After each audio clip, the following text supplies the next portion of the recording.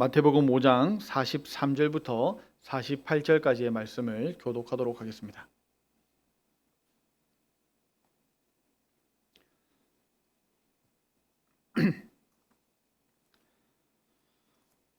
한 절씩 교독하도록 하겠습니다. 또 내 이웃을 사랑하고 내 원수를 미워라 하였다는 것을 너희가 들었으나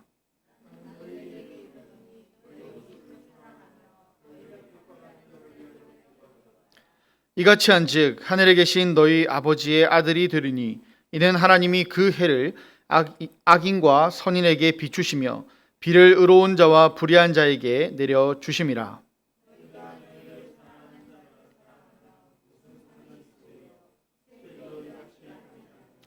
또 너희가 너희 형제에게만 문안하면 남보다 더하는 것이 무엇이냐? 이방인들도 이같이 아니하느냐? 그러므로 하늘에 계신 너희 아버지의 온전하심과 같이 너희도 온전하라. 아멘. 오늘 설교가 마태복음입니다. 갑자기 마태복음이라고 해서 조금 뜬금없다 생각하실 수도 있겠지만 사실 1월 달부터 시작한 우리 대학부 청년회 같이 큐티로 나누던 마태복음 1장부터 흘러오는 내용 중에 오늘은 5장의 내용입니다. 5장 마지막 내용이죠. 예수님은 예수님을 따르는 제자들과 무리를 향해서 하나님의 나라에 관해서 그렇게 설교해 주셨습니다. 진짜 복이 있는 자는 어떤 자인지 팔복을 통해서 말씀해 주셨죠. 세상에서 잘 나가는 사람이 복 있는 자가 아니라 세상에 볼 때는 복 없는 자처럼 보이지만 하나님 나라에서는 이런 사람들이 복이 있다라고 말씀해 주신 겁니다. 우리의 시선을 땅에서 하늘로 옮겨야 된다는 말씀처럼 들리는 말씀이죠. 그리고 이어서 하나님께서 주신 율법을 완성시키십니다. 다시 말씀드리지만 율법을 폐기한 게 아니라 완성시키신 겁니다. 새 계명이라는 말도 정확한 말은 아닌 것 같습니다. 더 정확한 표현은 하나님께서 주신 율법의 원래 뜻을 확실하게 밝혀주셨다는 겁니다. 살인하지 말라, 간음하지 말라, 정직하라 라는 하나님의 원래 뜻을 밝히며 율법을 완성시켜 가신다는 겁니다. 그리고는 계속해서 이웃 사랑에 관해서 악한 자를 대적하라 말라 하시고 오늘 본문으로 이어지는 겁니다.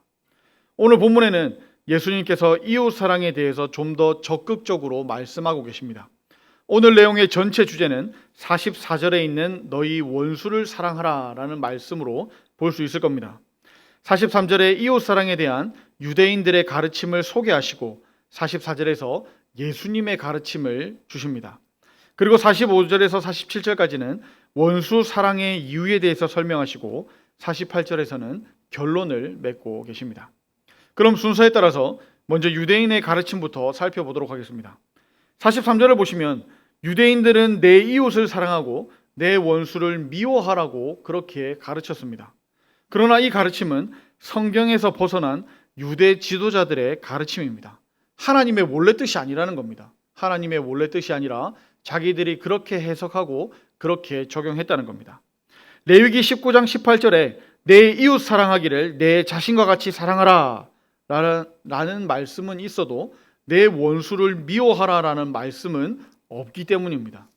그렇다면 유대인들은 어떻게 해서 이런 잘못된 가르침을 덧붙이게 되었을까요? 이웃이란 원래 유동적인 개념이죠.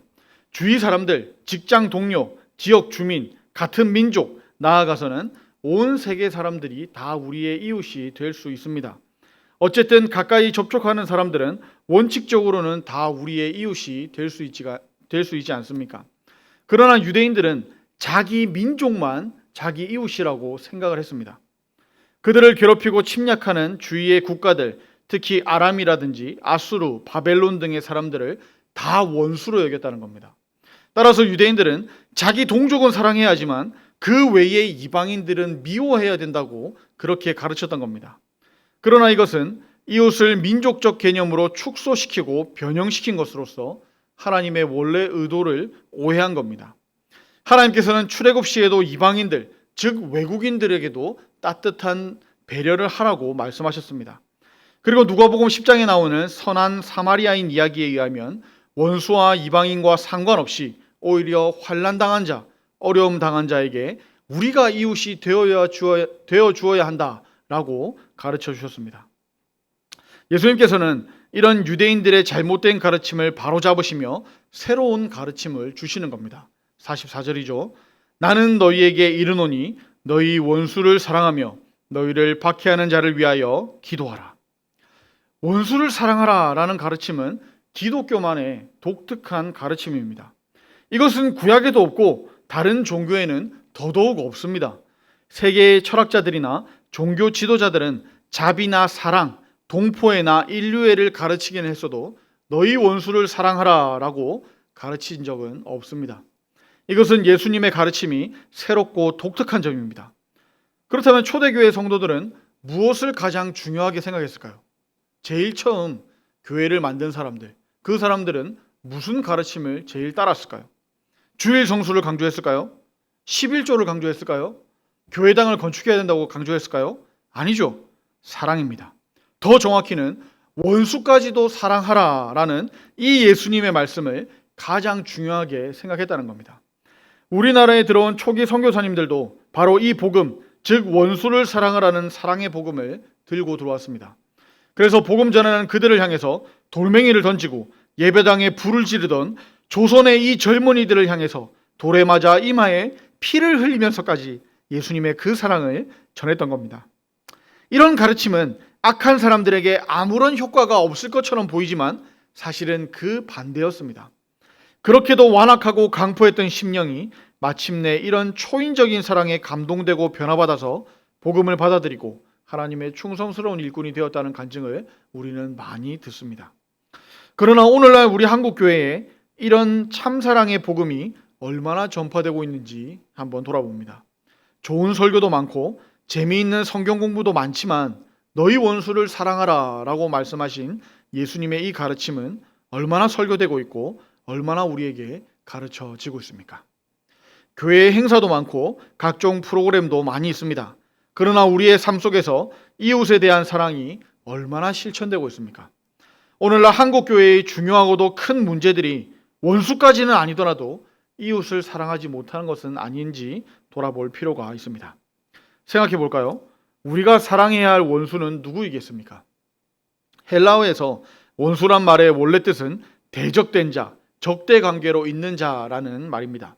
그래서 여기서 말하는 원수가 꼭 적대 국가나 가족을 죽인 원수 등을 뜻한다고 볼 필요는 없습니다. 우리의 실제 생활에 있어서 적대 관계에 있는 자 또는 여러 가지 좋지 않은 일로 마음이 벌어진 사람은 넓은 의미에서 다 원수라고 그렇게 볼 수가 있을 겁니다. 이것을 실제 생활에 적용해 본다면 만나서 반갑지 않은 사람, 길 가다가 만날까 봐 겁나는 사람은 넓은 의미에서 원수라고 볼 수가 있다는 겁니다. 그런데 예수님께서는 이런 반갑지 않은 사람, 미운 사람을 사랑하라고 말씀하시는 겁니다. 이 가르침은 우리의 감정에 반대되는 가르침이고 우리의 마음과는 정반대입니다. 왜냐하면 우리는 본능적으로 그런 사람을 싫어하고 그런 사람을 피하고 싶어 하기 때문입니다. 따라서 여기서 말하는 사랑이라는 것은 감정적인 사랑이 아니라 의지적인 사랑임을 알 수가 있습니다. 이게 무슨 뜻입니까? 곧 나의 감정, 나의 마음 상태에 반대해서 의지적으로 사랑을 행동하라는 겁니다. 비록 감정적으로는 밉고 엽겹고 싫을지라도 그것을 억누르고 극복하면서 사랑의 행동을 나타내라는 겁니다. 자기의 감정으로는 싫고 내키지는 않지만 어려움에 처한 상대방에게 찾아가서 위로하고 격려하고 그 사람을 도와주라는 겁니다.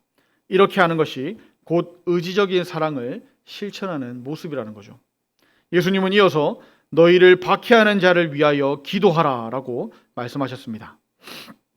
박해라는 말은 하나님을 믿는 신앙상의 이유로 반대하며 정신적인 신체적인 고통을 주고 괴롭히는 것을 말하죠. 작게는 악한 말에서부터 크게는 신체적 상해를 가하는 경우와 나아가서는 목숨을 빼앗는 경우도 포함합니다. 보통은 예수님을 믿지 않는 불신자들이 우리를 박해하지만 믿는 자들 가운데서도 사소한 문제로 서로 대립되고 갈등 관계가 될 수도 있습니다. 박해하다는 말은 원래 뒤쫓다, 추격하다라는 단어의 의미입니다. 따라서 이 단어는 계속해서 또 지속해서 괴롭히다라는 뜻으로도 볼 수가 있습니다. 이처럼 박해란 한 번만 괴로움을 주고 끝내는 것이 아니라 계속해서 집요하게 괴롭히는 모습을 가지고 있습니다. 사실 한두 번이면 참을 수 있지만 여러 번 반복되고 마침내 의로운 심령이 상하고 견디다 못해서 감정이 폭발할 때도 있다는 겁니다. 이럴 때 우리는 어떻게 해야 될까요? 어떻게 하면 이런 상황에서 벗어날 수가 있을까요? 사실 정답은 하나입니다. 기도하는 거죠. 너무나 당연해서 답이 아닌 것 같지만 그래도 이런 상황에서는 기도하는 것만이 정답입니다. 심한 갈등 관계에 있을 때 외적으로 사랑한다는 것은 극히 어렵기 때문입니다. 그때는 먼저 하나님께 기도해야 됩니다. 기도함으로 우선 우리의 괴로운 심정을 솔직하게 하나님 앞에 다 내놓아야 합니다. 이것을 시편 62편 8절에서는 이렇게 표현합니다. 백성들아, 시시로 그를 의지하고 그의 앞에 마음을 토하라. 하나님은 우리의 피난처시로다. 그 사람을 위하여 기도하는 것은 벌써 사랑의 첫 실천입니다. 그 사람에게 직접 다가가서 사랑을 나타내기 어려운 경우에 먼저 그 사람을 위해서 하나님께 복을 빌므로 그 사람을 사랑하게 된다는 겁니다. 그렇게 기도함으로 우리는 사랑할 수 있는 힘과 용기를 얻게 될 겁니다. 그리하여 궁극적으로 그 미운 사람을 사랑하고 마침내 하나님 안에서 좋은 관계를 회복하고 화목하게 지낼 수가 있게 되는 겁니다. 이런 과정을 통해서 교회 안에 참된 평화와 진정한 사랑을 주게 되는 겁니다. 그리고 이 세상에서 그 사랑을 실천할 때 불신자들의 지친 영혼이 안식을 얻을 수 있고 이것을 보는 사람마다 그 비단에서 함께 기뻐하고 즐거워하게 될 겁니다. 그렇다면 우리는 왜 우리의 원수를 사랑해야 하며 또 우리를 핍박하는 자를 위하여 왜 기도해야 될까요? 이것에 대해서 예수님께서는 45절에 이렇게 말씀하십니다. 원수를 사랑해야 하는 이유 또는 목적에 대해서 이렇게 말씀하십니다. 이것을 세 부분으로 나누어서 볼 수 있을 겁니다. 첫 번째는 45절 상반절입니다.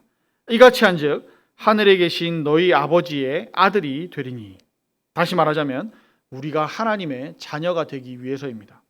여기서 하나님의 아들, 즉 하나님의 자녀가 된다는 말을 구원론적으로 이해하면 안 됩니다. 왜냐하면 예수님께서는 이미 그를 믿고 따르는 제자들에게 이 말씀을 하고 계시기 때문입니다. 따라서 여기서의 이 말씀은 하나님의 자녀답게 된다 또는 하나님의 자녀임을 나타내게 된다라는 뜻으로 우리는 이해해야 합니다. 우리가 하나님의 자녀로 합당하게 나타내려면 우리의 원수까지도 사랑해야 된다는 겁니다. 왜냐하면 그 아버지의 그 아들이라는 말이 있듯이 아버지의 성품을 닮은 자가 아들인데 하늘에 계신 우리 아버지는 악인까지도 사랑하시는 넓은 마음을 가지신 분이시기 때문입니다. 45절 하반절입니다. 이는 하나님이 그 해를 악인과 선인에게 비추시며 비를 의로운 자와 불의한 자에게 내려주심이라. 우리 하나님 아버지는 이렇게 의인과 악인을 골고루 사랑하시는 넓은 사랑을 가지신 분이니 우리도 이런 아버지의 성품을 본받아서 원수를 사랑할 때 참으로 그 아버지의 자녀라고 불릴 수 있게 된다는 겁니다. 둘째는 46절에서 설명합니다. 너희가 너희를 사랑하는 자를 사랑하면 무슨 상이 있으리요? 세리도 이같이 아니하느냐. 그것은 바로 우리에게 상이 있기 위해서입니다. 우리가 우리를 사랑하는 자를 사랑한다면 지극히 당연한 것이고 칭찬받을 것이 하나도 없다는 겁니다. 왜냐하면 우리가 먼저 사랑받았으므로 그 보답으로 사랑하는 것이기 때문입니다. 기브 앤 테이크죠. 아니 사실은 기브 앤 테이크가 아니고 테이크 앤 기브입니다. 받았으니까 주는 것이죠. 영어가 나왔으니까 좀 더 쉬운 영어로는 쌤쌤입니다. 우리나라 말로는 본전치기죠. 따라서 이런 사랑을 가리켜서 고상하다고 말하거나 칭찬할 이유가 하나도 없다는 겁니다. 세상 사람들도 심지어 예수님 당시에 아주 멸시받았던 그런 세리들도 그렇게 할 줄 안다는 겁니다. 따라서 하나님으로부터 상이 있으려면 우리를 사랑하지 않는 사람, 우리를 미워하고 괴롭히고 박해하는 사람을 위해서 사랑해야 된다는 겁니다. 47절에 세 번째 이유가 나옵니다. 또 너희가 너희 형제에게만 무난하면 남보다 더하는 것이 무엇이냐? 이방인들도 이같이 아니하느냐? 세 번째 이유는 남보다 더하는 것이 있기 위해서입니다. 그리스도인들은 믿지 않는 자들보다 더하는 것이 있어야 된다는 겁니다. 다시 말하자면 세상 사람들보다 나은 점이 있어야 된다는 이야기입니다. 불신자들도 가족들끼리, 친구들끼리는 서로 반갑다고 인사를 주고받습니다. 이것은 지극히 당연한 일이죠. 따라서 나와 가까운 사람, 나와 친한 사람에게 인사하고 말을 붙이는 것은 세상 사람들보다 잘하는 것이 하나도 없다는 겁니다. 따라서 우리가 세상 사람들보다 더하는 것이 있으려면 우리와 친하지 않은 사람, 우리를 싫어하고 미워하는 사람에게 먼저 찾아가서 인사해야 된다는 겁니다. 이렇게 할 때 우리는 세상 사람들과 구별되는 하나님의 자녀로서의 참된 모습을 나타내며 살아갈 수가 있게 된다는 겁니다. 예수님께서는 이웃사랑에 대해 결론적으로 48절에서 다음과 같이 말씀하십니다. 그러므로 하늘에 계신 너희 아버지의 온전하신 것 같이 너희도 온전하라. 이것은 너희 원수를 사랑하라고 하신 말씀의 결론이자 마태복음 5장의 최종 결론이라고 할 수 있습니다. 그런데 우리 인간이 어떻게 하나님처럼 온전할 수가 있겠습니까? 이 질문에 대해서 세 가지 해석이 가능합니다. 하나는 예수님의 이 가르침을 사회 정의 실현의 이상으로 보는 견해입니다. 지금까지 산상보훈의 말씀 그대로 사회에 적용하여 이 땅에서 이상적 사회를 건설하려는 견해입니다. 그러나 이들의 견해에 의하면 국가도 존재할 수 없고 전쟁도 할 수가 없습니다. 심지어 결혼 서약도 불가능해집니다. 문제는 하나님을 사랑하는 우리도 예수님의 말씀을 다 못 지키는데 하나님을 알지도 못하는 사람들이 어떻게 이 말씀을 따를 수가 있겠습니까? 이상은 이상일 뿐입니다. 이상대로 하려면 세상이 정말로 이상해집니다. 또 하나의 이 가르침을 단순히 정죄의 말씀으로 보는 견해입니다. 우리가 이 말씀을 다 지킬 수 없는 죄인임을 깨닫고 예수님께 나아가도록 해주는 말씀이라는 겁니다. 물론 이 견해에 일리가 없는 것은 아닙니다만 그렇게 되면 산상보훈의 여러 구체적인 교훈들이 우리의 삶에서 적용력을 잃어버리게 될 겁니다. 따라서 올바른 견해는 이 말씀을 우리 성도의 삶의 표준으로 보는 겁니다. 오늘 장로님께서도 기도하셨죠. 말씀이 우리의 기준이 되는 것, 그것을 이야기하는 겁니다. 비록 이 세상에서 온전히 다 이룰 수 없다고 할지라도 예수님의 말씀은 여전히 우리의 생활의 표준 그리고 기준이 되는 겁니다. 우리가 예수님의 말씀을 다 이룰 수 없다는 것이 예수님의 말씀을 지키지 않을 수 있는 핑계가 될 수가 없다는 겁니다. 마치 이런 것이죠. 수학 시험을 100점 맞을 수가 없다는 이유로 공부를 전혀 하지 않거나 시험을 치지 않는다면 그 학생은 선생님에게 불려가서 매를 맞을 수밖에 없는 것과 마찬가지라는 겁니다. 우리는 다 할 수 없습니다. 그러나 그것을 하기 위해 노력하는 겁니다. 그러면 우리 인간은 어떻게 온전해질 수가 있을까요? 다시 말하자면 우리 그리스도인의 온전은 과연 무엇일까요? 어떻게 되는 것이 그리스도인의 신앙이 올바르게 성장하는 걸까요? 먼저 세상 사람들은 자아 실현 또는 자기 완성을 인간의 성숙의 목표로 또 교육의 목표로 삼습니다. 그러나 자기 완성을 목표로 삼는 인본주의적 교육은 필연적으로 이기주의적 인간을 양산하게 됩니다. 나아가서 이것은 내 민족만 우수하다는 배타적 민족주의, 인종차별주의로 발전하게 됩니다. 우린 이것을 역사상 계속해서 보고 있습니다. 그렇다면 성경은 우리에게 무엇을 말씀합니까? 어떻게 되는 것이 우리 그리스도인이 올바르게 성장하는 것이라고, 올바른 성숙이라고 가르쳐 줍니까? 그것은 자기 부인이라고 말씀합니다. 왜 자기를 부인해야 됩니까? 오늘 말씀에 비춰보자면 그것은 이웃을 사랑하기 위해서입니다. 왜냐하면 나 자신이 죽지 않고는 이웃을 사랑할 수가 없기 때문입니다. 나 자신을 비우고 양보하고 희생하지 않으면 이웃을 사랑할 수가 없기 때문입니다. 이렇게 자기 자신을 부인함으로써 우리는 하나님 아버지의 형상을 본받게 되는 겁니다.